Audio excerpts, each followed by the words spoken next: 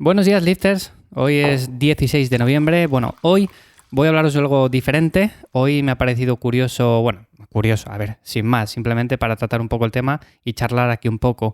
Seguramente ya conozcáis, más de uno, a Matthew Fraser, que ha sido campeón de los CrossFit Games durante los años 2016, 2017, el 18, 19 y 20, o sea, 5 años consecutivos siendo campeón de los CrossFit Games. Y hace tiempo compartió simplemente una reflexión de cómo era para él o cómo gestionaba él el tema de la alimentación en su día a día, porque lo consideraba muy importante.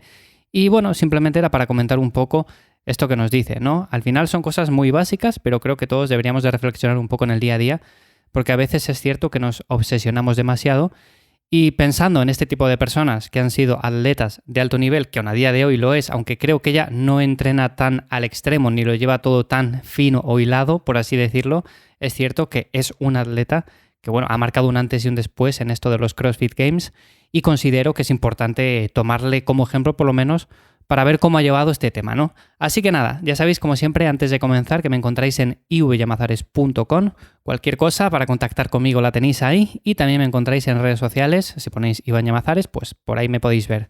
Lo dicho, a ver, me parece interesante esto básicamente porque podemos ver cómo gestionan diferentes personas el tema de la alimentación y si bien es cierto que hay gente que lo lleva mucho al milímetro, que dejan de lado otros aspectos de su día a día, que también son importantes, pero siempre como que nos obsesionamos, ¿no? Y yo creo que a todos nos ha pasado eso también, a veces cuando empezamos, que nos obsesionamos demasiado con el entrenamiento, con la alimentación, con cumplir con unos macros. Vale, es importante, pero si somos un poco más flexibles con esto, si dejamos un poco más de espacio para ciertas cosas del día a día, creo que podemos llevarlo mejor a largo plazo y podemos generar un poco más de adherencia, porque si no, es más que probable que si un día nos invitan a cenar o comer donde sea, pues igual decimos, no, mira, es que yo tengo que cumplir con estos macros y yo paso porque tengo que hacer mi entrenamiento y demás. Vale, tienes que hacer tu entrenamiento, pero tienes que ser un poco más flexible, porque los días cambian, las semanas cambian y no puedes entrenar siempre lunes, martes, jueves y sábado. Y no puedes llevar una alimentación de 5 comidas diarias exactamente con unos macros en concreto, porque lo más seguro es que haya días o semanas o meses en los que todo cambie, se dé la vuelta y tengas que adaptarte. Y yo considero que esto es importante pues tenerlo al menos en cuenta y ser consciente de ello, porque todos, como digo, al final caemos en las mismas cosas cuando empezamos a entrenar. Yo cuando empecé a entrenar me pasaba eso precisamente. Consideraba que era muy importante cumplir con los macros a rajatabla, con el entrenamiento ciertos días a la semana y con el paso de los años me he ido dando cuenta de que ser un poco más flexible en esto, al final lo que nos permite es llevarlo mucho mejor, comer mucho mejor, aunque no lo parezca, y mejorar los resultados, ¿eh? Se mejoran los resultados de forma notable. Bueno, pues lo que comentaba Matt Fraser como tal es que hubo una cierta época en su vida que llevó la dieta al extremo, pero que veía o sentía que no era lo mejor para él. O sea, como que le estaba quitando demasiado tiempo y energía de diferentes partes de su día a día. O sea, por ejemplo, de su familia o de otras cosas que también quería hacer. Básicamente lo que os comentaba ahora. Ahora comenta que en lugar de obsesionarse, de estar continuamente pensando lo que tiene que comer, las cantidades, macros, todo eso, bueno, pues básicamente se centra en que no haya comida basura, aunque bueno, yo esto ya os he dicho que más que considerar que no haya comida basura como tal, sino que deberíamos de pensar que el 90%, 80% de nuestra alimentación está bien, es saludable, está dentro de unos rangos. Luego, si añadimos alguna cosa que no es del todo correcta, pues también lo podemos hacer y no pasa nada. Entonces, bueno, él dice que se centra básicamente en eso, que no haya tampoco, bebidas azucaradas, bebidas gaseosas de este tipo y principalmente consume carne, verduras y frutas. Bueno, aquí no ha puesto hidratos de carbono, pero entiendo que sí, ya que es una persona que entrena bastante y por los posts que ha subido, yo a veces se lo he visto, así que creo que también consume carbohidratos, pero bueno, entiendo que se refiere básicamente a que consume principalmente fuentes de proteína, de verduras, de frutas, todo esto bastante saludable. Y que una cosa que me parece importante es que dice que si tiene hambre, come, y si no tiene hambre, no.